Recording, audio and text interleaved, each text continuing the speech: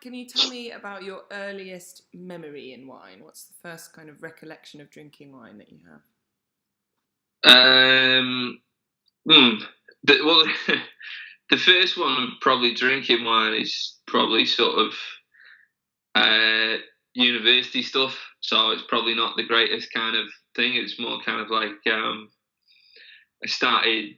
We had this thing. I used to play a lot of field hockey, so we used to have like on a Wednesday night before you went up to like a booster.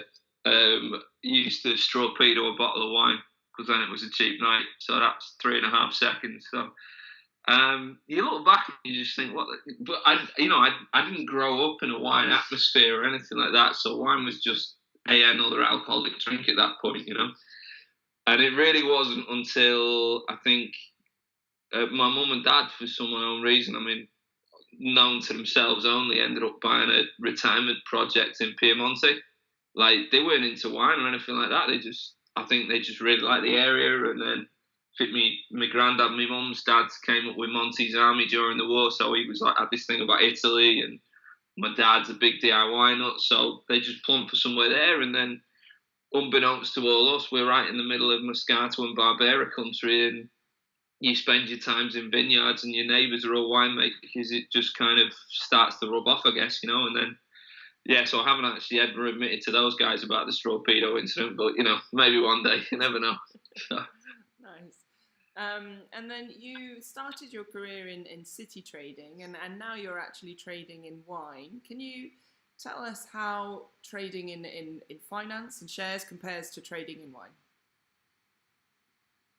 Um, how it compares, I think when you're doing those kind of look, it feels like a lot longer ago than it probably was actually, but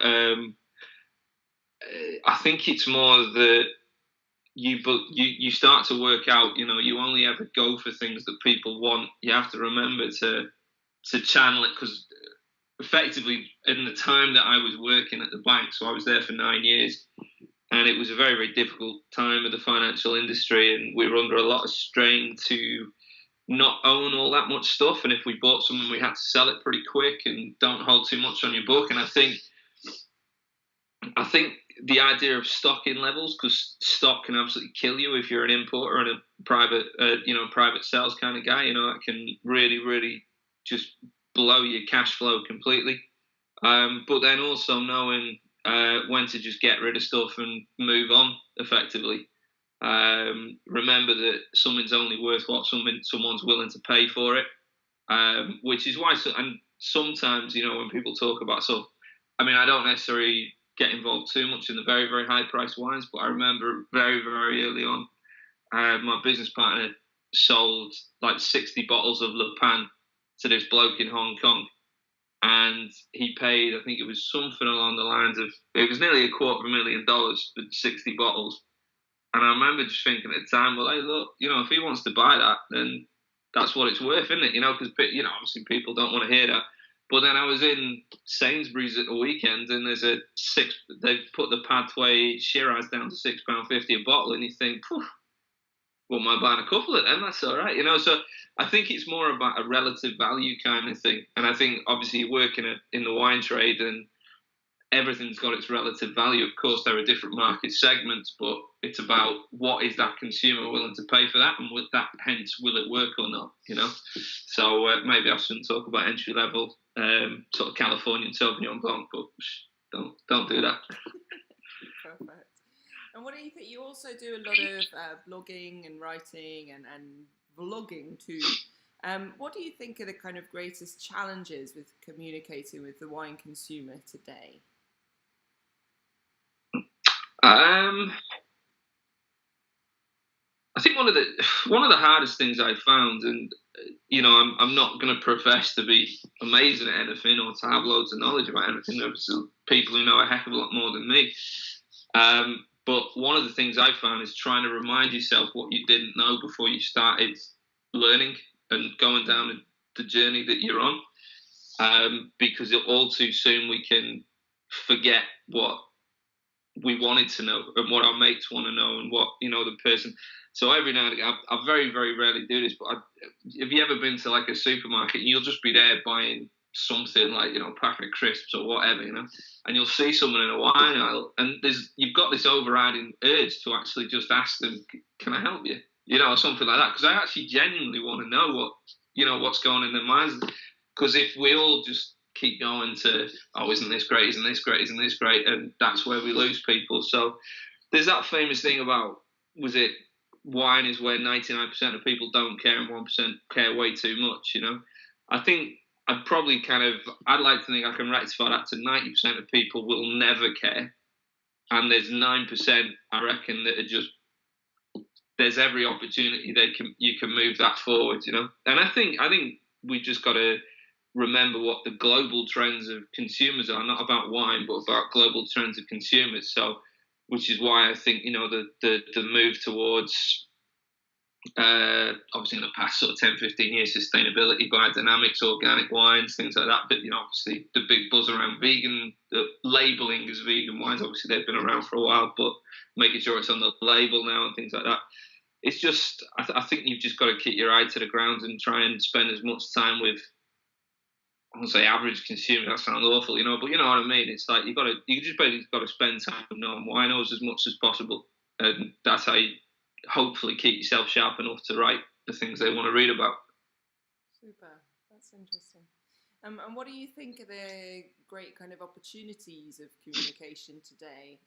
Because you work in so many multimedia forms, what do you enjoy about being a wine communicator in 2019? What's one? Yeah. Do you know, actually, we've got a huge, I say challenge is an opportunity. It's a massive opportunity in the wine trade, because I got I'm sure we all do, because there's a heck of a lot of them, but I got some friends who work in the fashion trade, and working on things like Twitter, Instagram, Pinterest, all this kind of, to see the way that the fashion trade embraced those platforms years ago, absolutely years ago, and to see how mature that market is now. The wine world is so far behind that, but we can learn so many lessons from it, and I think it's a wonderful kind of challenge to move towards that. It's a slight, obviously this might be a bit difficult given the fact we're talking on a Circle of Wine Writers post, but the idea of traditional wine writing is, we've, 10, 15 years time, will it actually still be here? Potentially, or it'll still be here, but it'll be a lot more niche. So we've got to move with the times as best as possible. But there's a huge opportunity for that, and an opportunity for people who, like myself, look, I'm a maths geek, that's what I grew up as, it's like, I can barely string 5 words together, you know what I mean? That's why I don't think decanters are going to come knocking anytime soon, And it's more that there are options to go out there and express your love of what you're into. And, it starts as a hobby and then it turns into a job. And hopefully that's long may continue. But there are avenues to do that. And we've just got to look around and look at other industries who we think are doing better and basically just copy them, in the best way of saying it. But it just be as kind of allow it more for what we're doing as best as possible. Excellent. Nice. And what are your favourite? I mean, you say that you've got this experience going to the Piemonte. Do you have any other favourite regions of wine that excite you in particular? Yeah, well, yeah, pretty much anyone I've been to, really. I know that sounds really stupid, but, I think you go back to, as I said, I didn't get into wine because I had this eureka moment with a glass somewhere up in a restaurant in north of England, I had a eureka moment, stood in the vineyard going, "God, this is all right, isn't it?" And I think when you go, I think I do enjoy the idea of wine tourism and advocating wine tourism and people getting out there to those places. It's brilliant to see the areas of the world that are doing very well at that and are embracing it and are trying to embrace it. They're 3 very different kind of ways. Obviously, Piemonte has got a huge place in my heart just because it's great. I love it. And but yeah, pretty much anywhere I've ever been to, it's been brilliant. I mean, I've just come back from New Zealand and, blown away to be invited, and you just kind of still feeling very like, what, really, me? You want me to come kind of thing, but it's just such a wonderful place, and they're all trying to do. They're all into it. You know what I mean? No matter where you go in the world, that's one of the beauties about the wine trade. Everybody's into it, and it can't help but just make you feel happy when you're there. If you're into it as well. So yeah, pretty much. Yeah, long story short, pretty much anywhere I've ever been to is where I absolutely love to be. So super. And what's coming up for you in 2019? What are you working on? Well, I've actually just we were just talking about it earlier, but I've actually just moved house. I've moved out of London after 14 years. So I think for me it's about, and I do think this is the way the world will continue to work. I always thought that even when I lived in London and working from home, we'll become much less office centric. I mean, you yourself, man, you work from all four corners of the globe, don't you? And it's about that, really. It's about kind of promoting the fact that the UK isn't, we can move around the UK, we can move around the world promoting the stuff that we do. So yeah, I'd like to push towards models of how we can all do this successfully from a remote location. And yeah, I know I've only been here for like literally 5 days. I moved into this new place, and but there is that thing of the London-centric side of things. And can we start to do things more kind of Manchester, Leeds, Liverpool-based, Newcastle-based, things like that? And yeah, I'd like to have an explore of them over the next sort of few months. I mean, I know there's some great people out there doing that already. But if I can help or if I can find new avenues to do that, then brilliant,